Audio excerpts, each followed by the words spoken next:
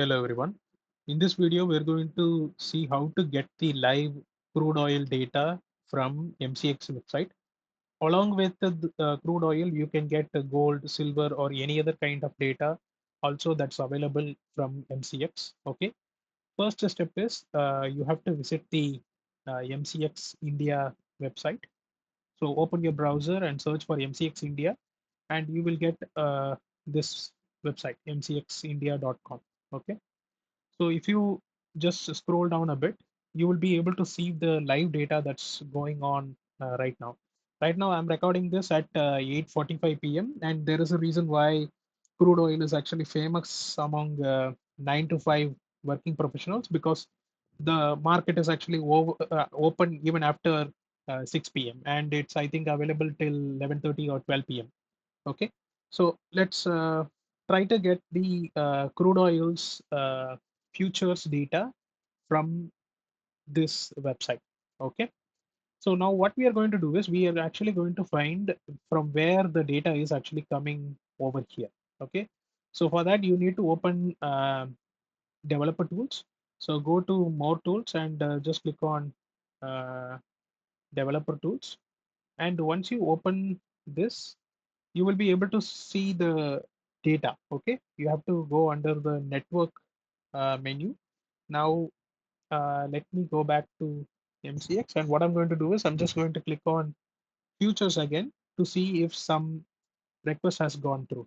Okay, so here there is a request. So if I go click on this request and go to the data section, I can see the required data over here, and the primary data we are looking for is over here, crude oil. So this is the live data. Okay, so now what we are going to do is we are going to create a Python program that will get this data into our system. Okay, so open your IDE, whatever you like. I'm actually using Visual Studio Code. So what I'm going to do is going to click on a new file and click on Jupyter Notebook. Okay. First thing is uh, you need to import the necessary packages. Okay. First, we need pandas because we will be using DataFrame, and we need requests because we will be getting the data from the MCX website. Okay. So I have triggered this one, and this is going to take some time to load because the kernel is actually going to take some time. But while we are on this, let's just create the headers for the request. And this is how the headers will be looking like. And don't worry, this is not like proprietary content or something. You can actually find this headers detail under the headers section, right where you clicked on the data, right where you clicked on the request.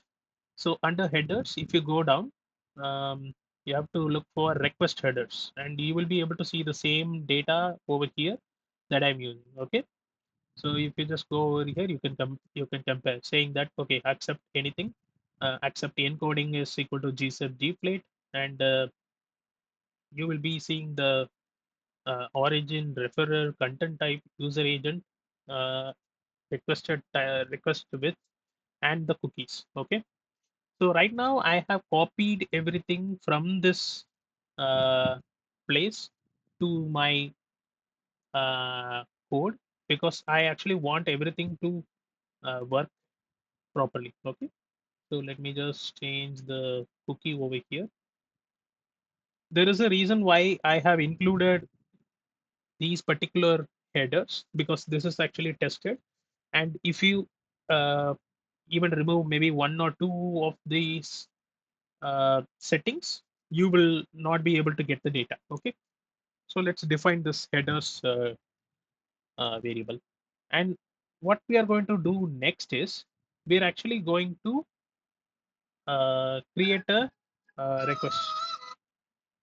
And what we are going to do now is let's save this request in a response format. Okay, now what we need to do is we are going to do a request dot post, and under post we are actually going to uh, place the URL and the headers. Okay, let's place the headers first, And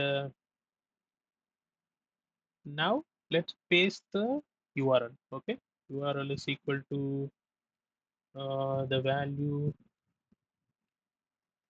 Don't worry, actually you will get the URL also from here. You just have to go to the request and look for request URL. Okay.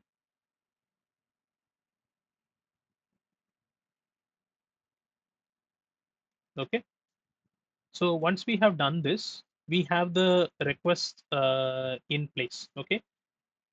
Now let's run this. So once we run it, it ran within 2 seconds. And now what we are going to do is we are going to check whether the response is uh, working or not. Okay. So if the response is 200, we are good. If apart from 200 you get 400 or 500, something like that, you have done something wrong and you have to fix it. Okay. So now let's go ahead and get the data from the uh, request. Okay. So you can actually see the plain request, sorry, plain data uh, by typing in like response.content. And once you do that, you will be able to see whatever the data you saw over here. Yeah, here, in here. So we have the data in place, but the data is actually not in how do I say, a perfect JSON format or anything like that. So we have to consume it in the form where it is actually readable. Okay. So what I have done is I've actually asked Copilot to actually generate a code for me to uh, convert this sort of uh, data into a perfect data frame. Okay. So what Copilot has done is you can use Copilot or ChatGPT, whatever. So whatever you are actually familiar with. Okay. So what Copilot has done is it has given me this piece of code. Okay. So I'm going to actually copy paste this piece of code below. Okay. Basically, what this code does is it will actually get the data value, and it will actually try to use regex expressions to make the data into a perfect uh, data frame format. And I'll actually attach the Python script over uh, here in the description. You can actually take a look below. So what I'm going to do is I'm actually going to uh, define all the functions.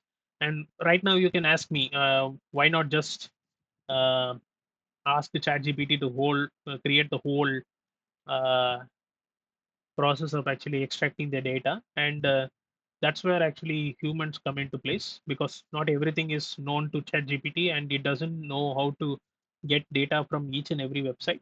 And like these particular niche websites, they will not be able to get. And also MCX is actually clever enough to hide from the bots. So what happens is you will not be able to get the data unless you script it like this. Okay. Okay, so let's get back. So we have the uh, data in place, and we have the uh, code to actually convert it into a particular data frame. So what we are going to do now is we are going to actually get the response into a variable called raw, and we are going to pass that raw content into the data to data frame function, which we have just defined above over here. And like I said, I'll attach the code. You can take your time to read it along. So uh, what we are going to do is we're going to print the data frame. Yeah, we got the data in place, and this is a live data. Yes. So if you just go to the website and compare the data from here and the websites, it is going to be the same. So let's do a small comparison. Okay. We are looking at crude oil. It's 5626, and let's go to MCX and compare. Okay. So let's wait for crude oil to actually come up. It's 5631. Okay. So sorry, 5631 over here. So it has updated. Okay. So what we are going to do now is let's go to the code, and let's just filter out only the crude oil data, okay, so that we can actually live test, okay. So it says 56326 over here, and 5631 is in the website, okay. So when we started this video, it has moved like 5 points above. So what I'm going to do now is I'm going to run all the sets. So when I run all the cells, what happens is it will get the very latest data. Now it's saying 5624. Okay. So let's go to the MCX website and compare. It's saying 5631. So let's do a refresh and let's see 5624. Yes. So sometimes the UI is actually very laggy and it's not actually updating the data, but our program is able to get the latest data. 5624 is the value over here, and 5624 is the value we got. So if you just put this code in like a for loop and try it out, you can actually get the live data in like every 5 seconds or something like that. Okay, it's that straightforward. Yeah, I think that's it from the code standpoint. And thank you. Subscribe to this channel. And I'm actually thinking about sharing intraday trading strategies also, along with the technical analysis and backtesting on how to do backtesting and the backtested data and strategies over here. Uh, just think about, well, I mean, what's your interest? Just let me know in the comment section. Just type in what's your interest, and based on that, I'll actually try to create videos accordingly. Okay. Thank you.